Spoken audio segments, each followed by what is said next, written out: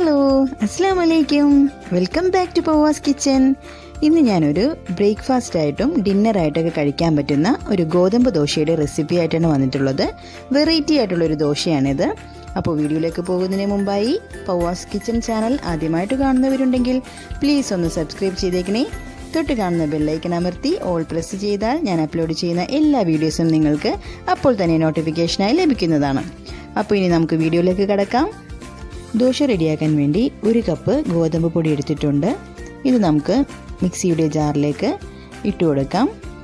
നിങ്ങൾക്ക് ഈ ദോശ മൈദപ്പൊടി ഉപയോഗിച്ചാണെങ്കിലും ഉണ്ടാക്കാവുന്നതാണ്. ഇനി നമുക്കിതിലേക്ക് കുറച്ച് വെള്ളം ചേർത്ത് കൊടുക്കാം. ഞാൻ 1/2 കപ്പ് വെള്ളമാണ് ചേർത്തിട്ടുള്ളത്.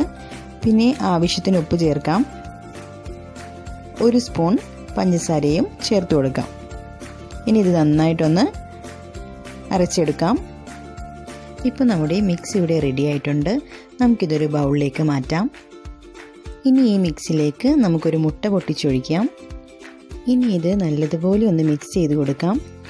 നിങ്ങൾക്ക് വേണമെങ്കിൽ മാവ് മിക്സിയിൽ അടിക്കുമ്പോൾ തന്നെ മുട്ട ചേർക്കാവുന്നതാണ്. ഇങ്ങനെ മുട്ട ചേർത്താൽ കുറച്ചുകൂടി നല്ലതാണ്. അപ്പോൾ ഇതാണ് മാവിൻ്റെ കൺസിസ്റ്റൻസി. ഇനി ഇത് തിക്കായിട്ടിരിക്കുന്നുണ്ടെങ്കിൽ കുറച്ചുകൂടി വെള്ളം ഒഴിച്ച് ഒന്ന് മിക്സ് ചെയ്താൽ മതിയാകും. അപ്പോൾ ഇനി നമുക്കിനി ദോശ ചുട്ടെടുക്കാം. അതിനുവേണ്ടി ഞാൻ പാൻ അടുപ്പിൽ വെച്ചിട്ടുണ്ട്. പാൻ നന്നായി ചൂടായി വരുമ്പോൾ നമുക്കിതിലേക്ക് മാവൊഴിച്ച് ഇതുപോലെ ഒന്ന് ചുറ്റിച്ചെടുക്കാം. ഇനി നമുക്കിതിലേക്ക് കുറച്ച് നെയ്യ് തേച്ച് കൊടുക്കാം. അപ്പോൾ നിങ്ങൾക്ക് വെളിച്ചെണ്ണയാണെങ്കിലും ചേർക്കാവുന്നതാണ്. ഇനി ഇത് ലോ ഫ്ലെയിമിൽ ഒരു 2 മിനിറ്റ് അടച്ച് വെച്ച് വേവിച്ചെടുക്കാം. ഇപ്പോൾ 2 മിനിറ്റ് കഴിഞ്ഞിട്ടുണ്ട്. ഇനി നമുക്കിത് തിരിച്ചിട്ട് കൊടുക്കാം. അതിനുശേഷം ഇതിൻ്റെ മുകളിലേക്ക് കുറച്ചുകൂടി നെയ്യൊന്ന് സ്പ്രെഡ് ചെയ്ത് കൊടുക്കാം. മറുഭാഗവും ഒന്ന് വേവിച്ചെടുക്കാം. ഇപ്പോൾ നമ്മുടെ വളരെ ടേസ്റ്റ് ആയിട്ടുള്ള ദോശ റെഡി ആയിട്ടുണ്ട്. ഒരു വെറൈറ്റി ആയിട്ടുള്ള ദോശയാണ്. നിങ്ങളും ഇത് ട്രൈ ചെയ്ത് നോക്കണം. ചപ്പാത്തി തിന്നും അടുത്തവർക്ക് ഈ ദോശ ഒന്ന് ട്രൈ ചെയ്ത് നോക്കാം.